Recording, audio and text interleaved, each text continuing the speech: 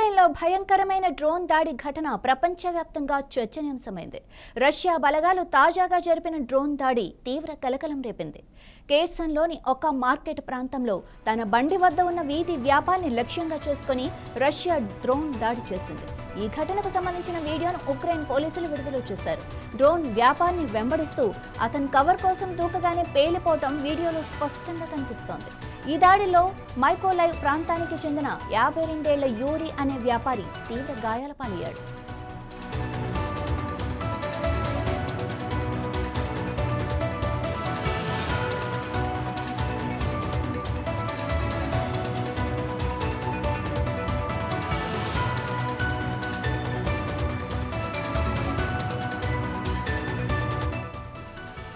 Russia ఈ దాడితో యుద్ధ నేరానికి పాల్పడిందని, ఉద్దేశపూర్వకంగా పౌరులను లక్ష్యంగా చేసుకుని ఉక్రెయిన్ విదేశాంగ మంత్రి ఆండ్రీ సిహాబీ ఆరోపించారు. ఈ దాడిని ఉక్రెయిన్ అధ్యక్షుడు వోలోడిమిర్ జెలెన్స్కీ కూడా తీవ్రంగా ఖండించారు. పౌరులపై రష్యా సఫారీ దాడిగా ఆయన ఈ వీడియోను అభివర్ణించారు. ఈ ప్రత్యేక ఘటనపై రష్యా ఇప్పటివరకు ఎలాంటి వ్యాఖ్యలు చేయలేదు. రష్యా, ఉక్రెయిన్ రెండు దేశాలు కూడా ఒకరిపై ఒకరు పౌర మరణాలకు కారణమవుతున్నారని ఆరోపణలు చేసుకుంటున్నాయి. ఐక్యరాజ్య సమితి నివేదిక ప్రకారం 2022 ఫిబ్రవరిలో రష్యా పూర్తిస్థాయి దాడి ప్రారంభించినప్పటి నుండి ఉక్రెయిన్లో 16,000 మందికి పైగా పౌరులు మరణించారు.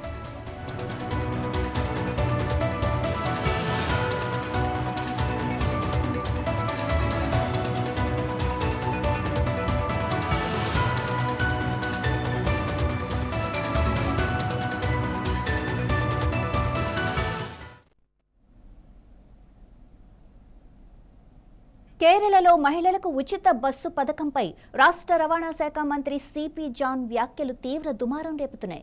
ప్రియదర్శిని పథకంలో భాగంగా రాష్ట్ర ప్రభుత్వం అమలు చేస్తున్న ఉచిత బస్సుల్లో ఎక్కడానికి మహిళలు ఎగబడతారని ఆయన అన్నారు. అంతేకాదు, భర్త లేదా తండ్రికి జబ్బు చేస్తే ప్రభుత్వ ఆసుపత్రుల వద్ద కూడా క్యూ కడతారని పేర్కొన్నారు. ఇలాంటి మహిళలే తమ పిల్లలను మాత్రం వేలాది రూపాయలు చెల్లించి ప్రైవేట్ పాఠశాలలకు పంపిస్తారని మంత్రి జాన్ ఆగ్రహం వ్యక్తం చేశారు.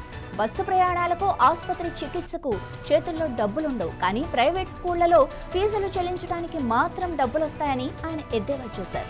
ఈ వ్యాఖ్యలు కేరళలో పెద్ద చర్చకు దారితీశాయి.